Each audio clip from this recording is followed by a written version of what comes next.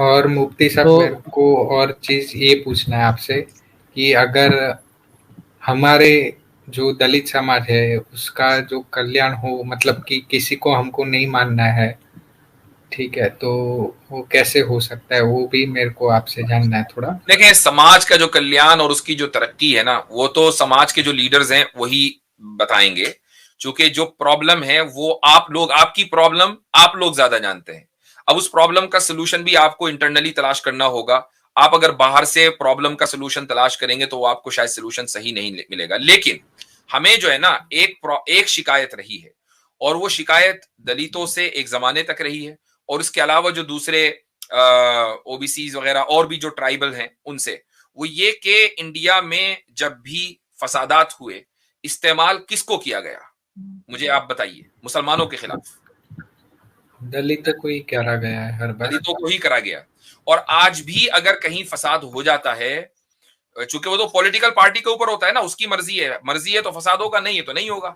दिल्ली में फसाद हुआ, इसी तरीके से और भी मुजफ्फरनगर में फसाद हुआ, और भी इस तरह के जो चुटर पुटर वाकयात होते रहते हैं, उसमें आदिवासियों को, ट्राइबल्स को, ओबीसीज को और इसी तरीके से दलितों को इस्तेमाल किया जाता है। मेरा सवाल ये है कि वो इस्तेमाल क्यों हो रहे हैं? क्योंकि एजुकेशन सही नहीं था, इसीलिए। ये भी वजह है। दूसरी है कि आपकी जो लीडरशिप है, आपकी जो कम्युनिटी की लीडरशिप है, वो ये मैसेज देने में फेल हो गई कि भाई हमारा असल मसला मुसलमानों से है ही नहीं, उन्होंने हमारे ऊपर कभी अत्याचार नहीं किया।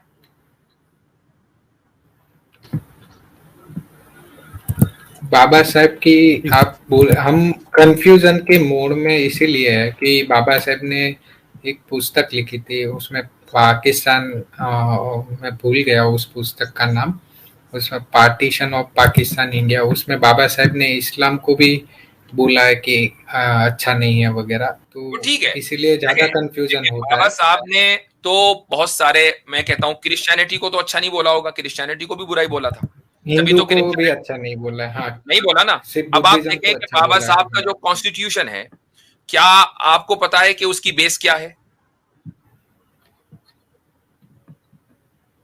आपको पता है? बाबा साहब ने हर चीज अपने जहन से तो नहीं बनाई, कहीं ना कहीं से तो लिया होगा। कहां से लिया था? नहीं, हाँ, अंग्रेजों के कानून भी लिए, अंग्रेजों के कानून से लिया था। वो कॉन्स्टिट्यूशन जो फ्रेंच रेवोल्यूशन की बुनियाद पर आया, और वो कॉन्स्टिट्यूशन जो अमेरिकन रेवोल्यूशन की बुनियाद पर अमेरिका में आया, उसी की बुनियाद पर तो इंडिया का कॉन्स्टिट्यूशन बना ना भाई। तो ये अमेरिका में जो अमेरिकन रेवोल्यूशन आया है, अमेरिकन रेवोल्यूशन में सारे के सारे प्रोटेस्टेंट क्रिश्चियंस थे। तो जिस क्रिश्चियनिटी को वो बुरा समझ रहे थे, उन्हीं क्रिश्चियंस के कॉन्स्टिट्यूशन को बुनियाद बनाकर तो इंडिया का कॉन्स्टिट्यूशन लिया उन्होंने।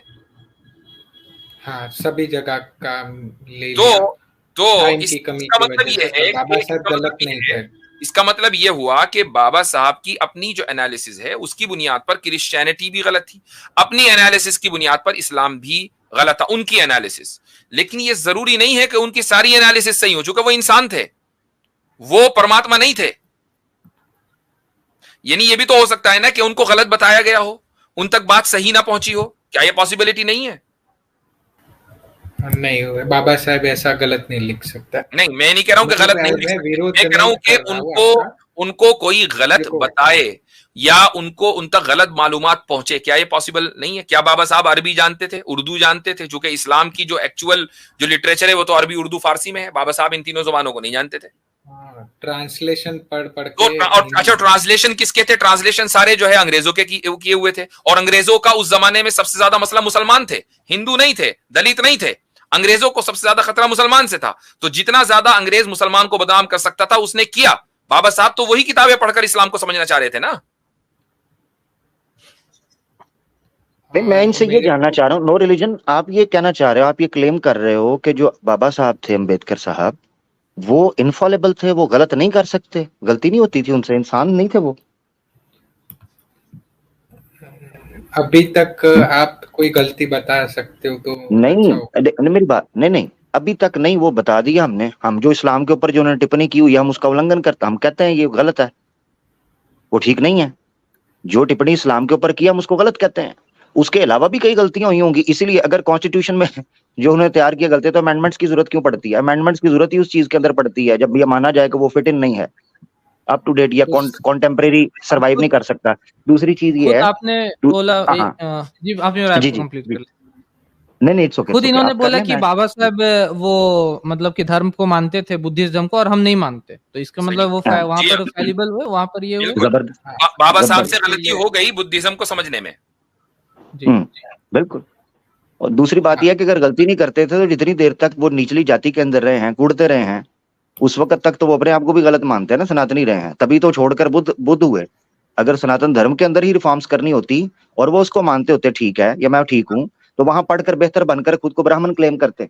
उनको भी पता था कि ये गलत है, ब्राह्मण समाज की नहीं बोल सकते ना, इसको सुधार थोड़ा बहुत बोल सकते हैं। अगर माने तो बुद्धिज्म तो गलती थी ना आपके हिसाब से? बुद्धिज्म इतना सबसे सिलेक्ट करने को हमको आया तो हम बुद्धिज्म सिलेक्ट करेंगे। आपने क्यों नहीं किया?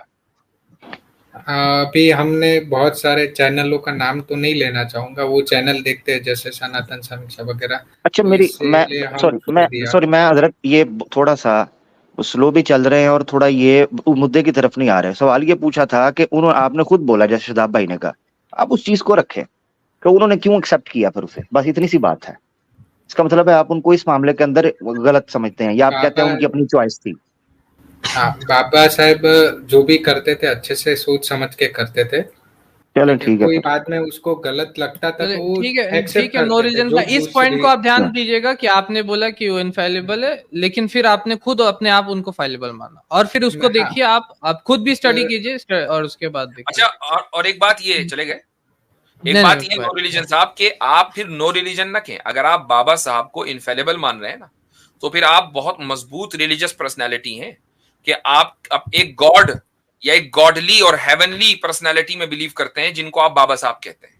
क्योंकि एक इंसान तो इंसान जो है वो अगर वो गॉडली ना हो तो फिर वो ये मुमकिन नहीं है कोई इनफेलिबल ना हो। इनफेलिबल यानी वो फेलिबल होगा, इनफेलिबल नहीं हो सकता फिर। पर मुफ्ती साहब अभी रिलीजन में जो है वो बहुत सारा जातिवाद है, बहुत सारा हमारे यहाँ नहीं है भाई, सारी चीज इस्लाम में नहीं है, इस्लाम में नहीं, मुसलमानों में हो सकता है। और ये मुसलमानों में भी हिंदुओं के साथ रहने की वजह से हुआ है, ठीक है, हिंदुओं के साथ। इस्लाम में नहीं है, इसकी गारंटी कोई भी आके साबित करना चाहे कर ले। मेरा कहने का मतलब यही था कि रिलीजन में मैं कंप्लीट कर देता हूँ, सारे रिलीजन में कुछ ना कुछ गलतियां होती है, वो सुधारते नहीं है, पर बाबा साहब अपनी गलतियों को सुधारते रहते हैं। तो इसका मतलब ये हुआ कि गलती हुई है बाबा साहब से, बस सुधारते हुए, पर गलती तो हुई है ना, गलती तो हुई है ना, गलती हुई तो ठीक। जब गलती उनसे हो सकती है जिसको उन्होंने सुधारा है, तो कॉन्स्टिट्यूशन में तो बहुत सी बातें गलत हो सकती हैं, लेकिन उनको सुधारने का मौका ना मिला हो, उनका ध्यान तो गया हो। बाबा साहब ने ये भी बोल के गए थे कि मैं संविधान बना रहा हूँ, पर जो इसका अच्छा इम्प्लीमेंटेशन नहीं होगा तो ये संविधान जला देना चाहिए, ऐसे भी बोले हैं वो। बहरहाल वो कहने का आपने खुद ही तस्लीम कर लिया कि संविधान में बाबा साहब से गलती हो सकती है, चूंकि उनसे बहुत सी मर्तबा गलतियां हुई है जिसको उन्होंने सुधारा है, तो संविधान में भी हो सकती है, इसको तस्लीम आप कर रहे हैं। पर बाबा साहब ने एक्सेप्ट तो, अब बात ही खत्म हो गई कि भाई अब हम ये कह रहे हैं कि कुरान में गलती नहीं है और आप ये कह रहे हैं कि संविधान में गलती हो सकती है। तो जिस चीज में गलती नहीं हो सकती उसी को हम प्रेफरेंस देंगे, जिस चीज में गलती हो सकती है हम उसको सेकेंडरी रखेंगे।